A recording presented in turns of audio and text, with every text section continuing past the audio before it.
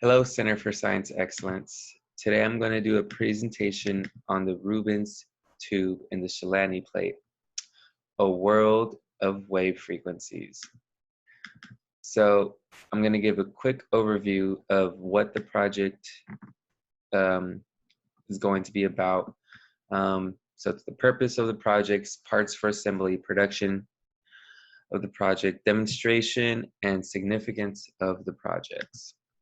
The purpose of the Rubens tube is to demonstrate how sound frequencies can affect the constant gas flow and actually raise the levels of the flame without having to increase the gas pressure.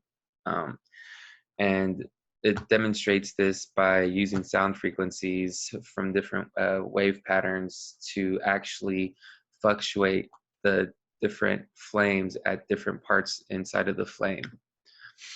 Here's a quick overview of all the parts that we obtained to build the projects for the Rubens tube and the Chladni plate. It was a lot of research, and the parts all listed here do work with each other, and they do make both the projects successfully work, as long as you build them right.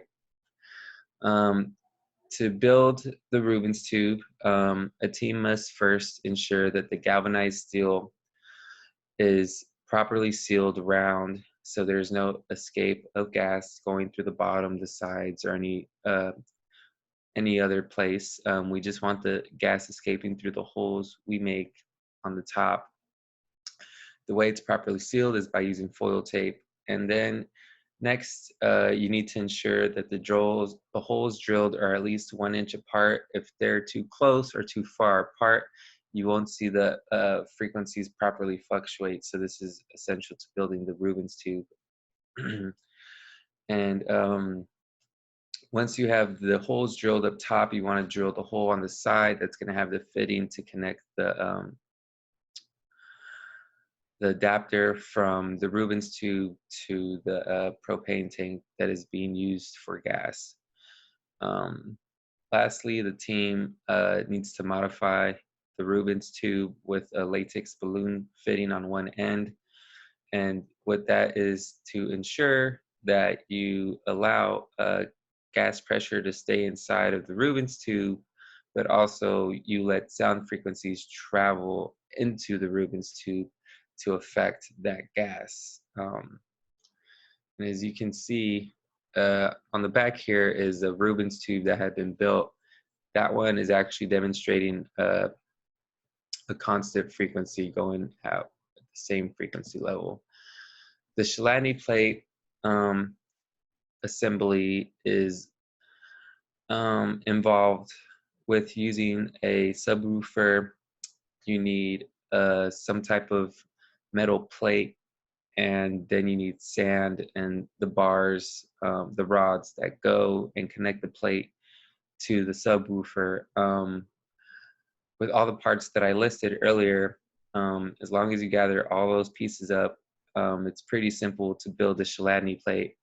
You have to drill all the holes in the speaker. Usually there isn't any holes, or they're too small for the rods provided. And then you'd have to drill a hole in the center of the Chladni plate, and you would have to put a nut on there to make sure it's stable. And most important part is to put a foam fitting in the center of the Chladni of the subwoofer, so you can properly level the Chladni plate on top of the subwoofer.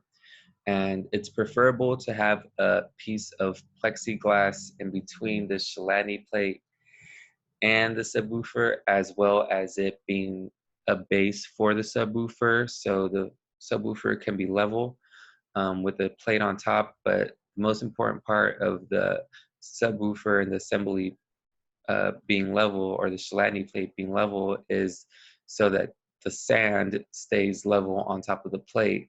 If the sand moves to one side or the other, if it's not level, what's going to end up happening is the sand will fluctuate more to that side once the frequencies start vibrating, and you won't get an actual decent picture of the image those frequencies are creating.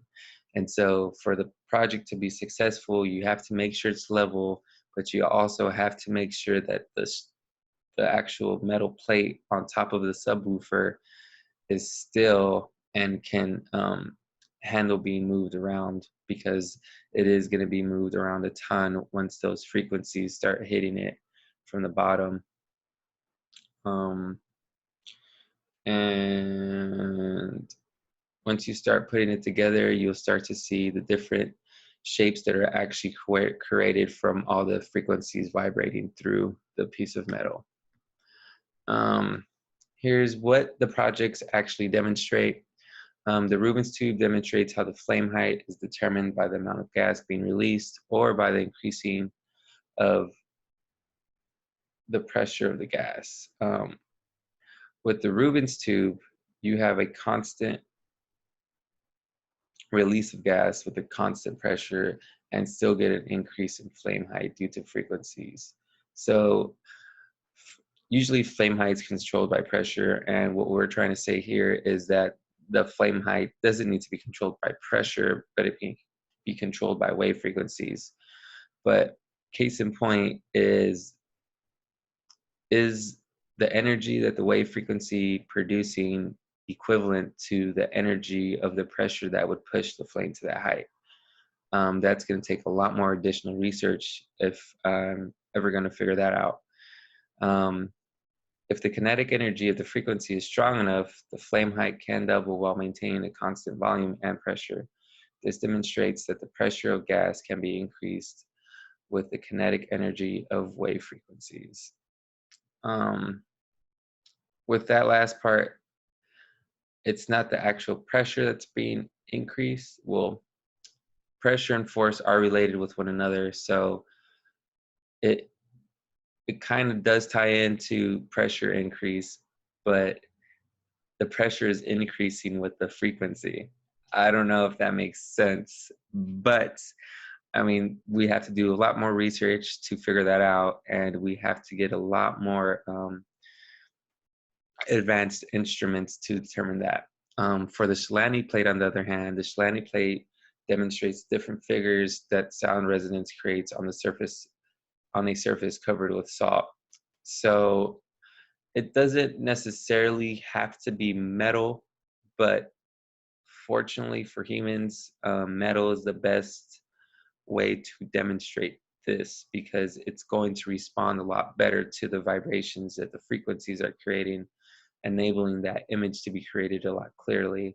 I'm not too sure if the project has ever been done with other forms of solids that aren't metal. I would have to look more into that side of the project and to be able to determine if the material that the plate is actually made out of determines what the shapes will come out to. Like, let's say it's made out of wood, or let's say it's made out of plastic, are the frequencies and vibrations not going to come out clearly? I'm not too sure about that.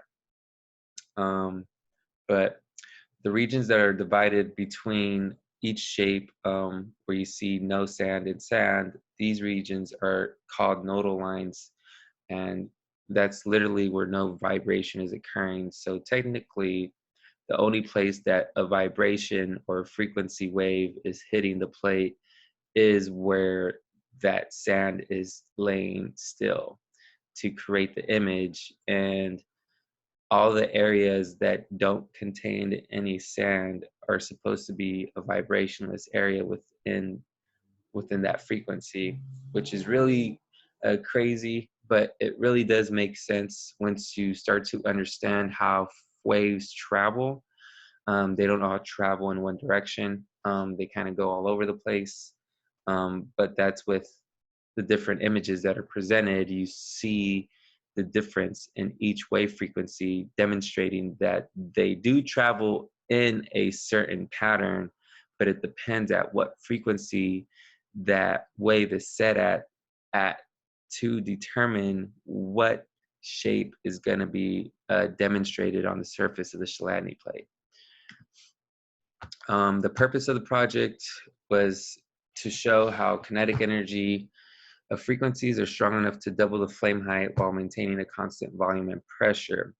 And this pressure is uh, contributed from the source of the gas. And we're trying to say that the source of the gas doesn't need to be increased to increase the pressure of the fire. You just need to add more energy in, and it can be from an external component like a speaker with sound waves being emitted from it. Um, this also helps us better to understand how the energy of different frequencies affect what happens to particles of different matter. Um, what we mean by that is it doesn't necessarily need to be sand for it to be affected in such a way. The sound frequencies, from my understanding, do this to liquid and solids. And I'm not too sure if it does it to gases as well, but from the Rubens tube, that directly shows us it does affect the way the gas moves. So frequencies, case in point, can affect different parts of matter like that. What we were trying to correlate and tie this into is how music affects individuals differently.